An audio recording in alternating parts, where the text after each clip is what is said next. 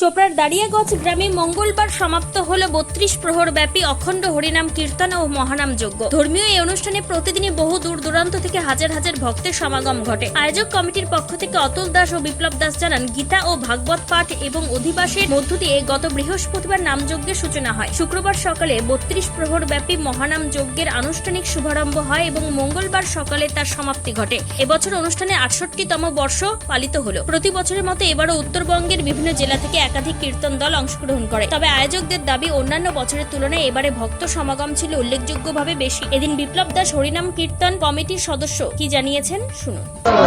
বৃহস্পতিবারের অধিবাস হচ্ছে, আর নামযজ্ঞটা শুরু হয় শুক্রবারে শুরু হয়েছে সকাল থেকে। এই যে ৩২ প্রহর ব্যাপী আপনারা এই নামযজ্ঞ পরিচালনা করতেছেন, কেমন লাগছে আপনাদের? খুব আনন্দ লাগতেছে, খুব ভালো লাগতেছে। কেমন হয়? খুব হয়, আশা করা যায় এই ক্যামেরার মাধ্যমে সবাই দেখতে পাবে যে কিরকম ভক্ত হয়। জয় শ্রীরাম। আর এই যে প্রসাদের আয়োজন আপনারা কয়দিন ব্যাপী করেন? আমরা প্রত্যেক দিনেই করি, শুরু থেকে প্রসাদের আয়োজন সবার জন্য হয়। কোথা থেকে আসে এই যে ভক্তরা? অনেক দূর দূরান্ত থেকে ভক্ত আসে, দূর দূরান্ত থেকে আসে। অনেক, এদিক শিলিগুড়ি, এদিক রায়গঞ্জ। গ্রামবাসীদের সহযোগিতা কেমন পাওয়া যায়? খুব পাওয়া যায়, গ্রামবাসী এবং বাইরেরও কিছু সহযোগিতা পাওয়া যায়।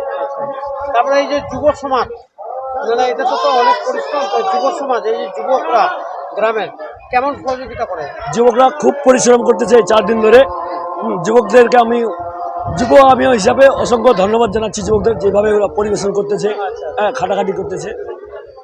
এই যে ৩২ প্রহর ব্যাপী যে চলছে নামযজ্ঞ, তো আপনাদের তো এই যে ৪ দিন ৪ রাত্রি ধরে মানে পুরা গ্রামের মানুষের যে পুরা পূর্ণ সহযোগ আছে, তাই না?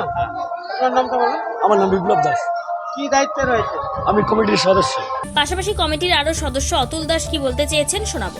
আমাদের জায়গার নাম হলো দাড়িয়াগঞ্জ। এখানে কত প্রহর ব্যাপী নাম কীর্তনের আয়োজন করা হয়? আমাদের এখানে প্রতি বৎসরের ন্যায় মানে ৩২ প্রহর নামযজ্ঞ এটা চলে। এটা কি প্রতি বছরে ৩২ প্রহর নাকি এবারে বাড়ানো হয়? না, প্রতি বছরই ৩২ প্রহর আমাদের। কবে শুরু হয়েছিল?